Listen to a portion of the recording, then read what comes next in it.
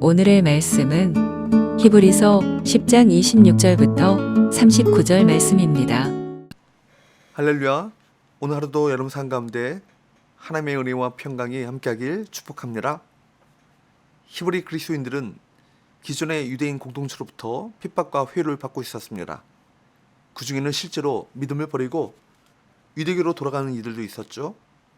그들은 신앙을 버리고 기존의 인간관계를 선택한 것인데, 히브리서 저자는 이런 비교자들에 대해서 강력하게 경고하고 있습니다. 그래서 매우 강력한 표현으로 진리를 알고도 따르는 행위, 곧 배교에 대한 하나님의 형벌에 대해서 묘사하고 있습니다. 26절, 27절 우리가 진리를 아는 지식을 받은 후 짐짓 죄를 범한 즉 다시 속죄하는 제사가 없고 오직 무서운 마음으로 심판을 기다리는 것과 대적하는 자를 태울 맹렬한 불만 있으리라. 진리 대신 예수 그리스도를 받은 후에 다시 옛 유대교로 돌아가는 배교의 죄가 왜 무섭습니까? 그것은 29절 말씀과 같이 율법보다 더 고귀한 하나님의 아들을 짓밟는 것이 되기 때문에 더 크고 무서운 형벌을 받게 될 것이라고 경고하고 있습니다.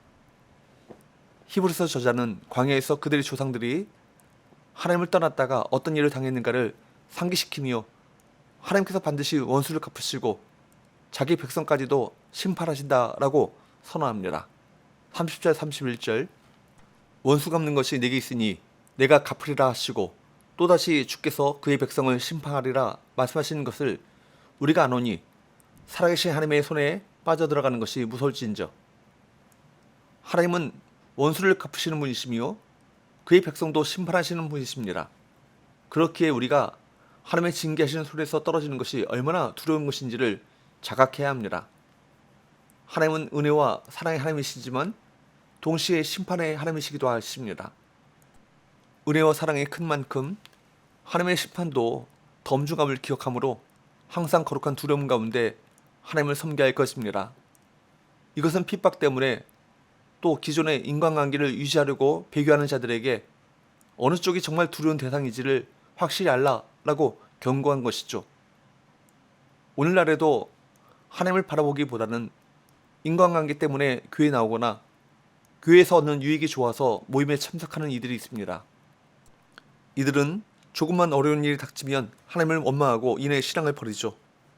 우리가 교회에 모이는 유일한 이유는 바로 예수 그리스도의 이 복음 때문이어야 합니다. 예수님을 영접한 유대인들은 어떤 이들입니까? 32절 전날에 너희가 빛을 받은 후에 고난의 큰 싸움을 견뎌낸 것을 생각하라. 그들은 이미 큰 고난의 싸움을 견딘 사람들입니다. 33절과 34절 혹은 비방과 환난으로서 사람에게 구경거리가 되고 혹은 이런 형편에 있는 자들과 하기는 자가 되었으니 너희가 갇힌 자를 동정하고 너희 소유를 빼앗기는 것도 기쁘게 당한 것은 더 낫고 영구한 소유가 있는 줄 알미라. 그들은 예수님을 믿는다는 이유로 공개적인 조롱과 수모를 당하면서도 굴복하지 않았습니다. 이런 형편에 있는 지체들을 돌보기까지 했습니다. 심지어 모든 소유를 빼앗기는 어려움까지 겪었습니다. 그런데도 그것을 기쁘게 당하며 신앙을 지켰습니다. 이 모든 것을 가능하게 했던 것은 후회하지 않는 더 낮고 영원한 하늘의 상급과 하나님 나라를 소망했기 때문입니다. 우리에게도 이런 숭고한 믿음과 헌신이 있어야 할 것입니다. 그래서 히브리서 저자는 어조를 칭찬으로 바꾸며 과거의 담대함을 유지하라고 격려합니다. 35절 그러므로 너희 담대함을 버리지 말라. 이것이 큰 상을 얻게 하느니라. 고난에도 불구하고 믿음을 지킨 자들에게 하나님의 큰 상이 있으니 용기를 잃지 말라는 것입니다. 우리에게 닥친 현실의 어려움 때문에 잠시 흔들릴 수 있습니다.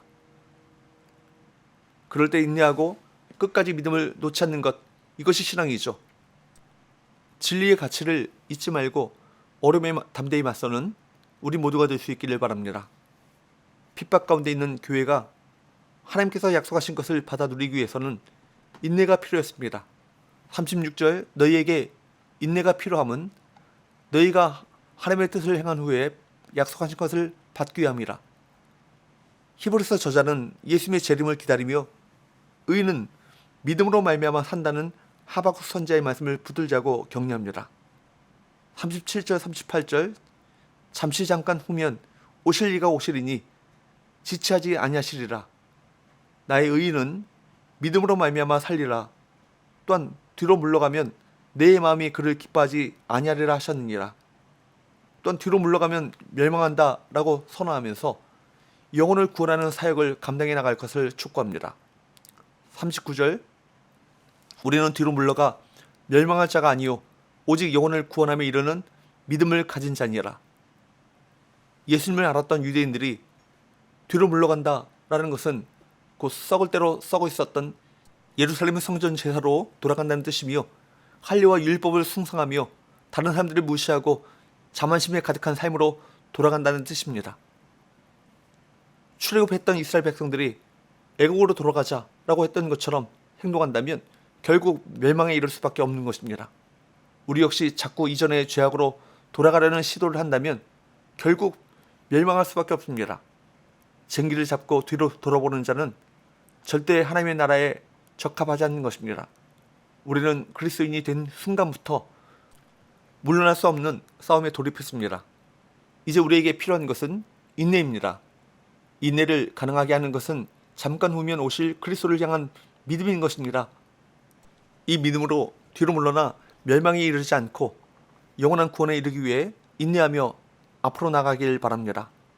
우리 그리스도인들은 이 땅을 위해 사는 자들이 아닌 하늘을 바라보고 사는 자들입니다. 나무가 생명을 얻기 위해 중력을 거스르고 하늘을 향해 뻗어나갔듯이 우리는 고난을 견디며 나가야 할 것입니다. 진리를 아는 성도는 이 땅의 소망이 아니라 영원한 하늘의 소망을 품고 살아갑니다. 우리 신앙의 여정에 고난이 찾아올지라도 우리 믿음을 잃지 말고 더욱 인내하며 담대하고 의연하게 사명을 위해 믿음을 위해 살아가는 우리 모든 성도들 될 수 있기를 주님으로 축복합니다. 기도합시다. 하나님 아버지, 우리에게 하나님의 뜻을 행한 후에 받게 될 약속을 바라보게 하시고 흔들리지 말고 담대하게 믿음의 삶을, 사명의 삶을 살아가게 하여 주옵소서. 예수의 거룩하신 이름으로 기도하옵나이다. 아멘.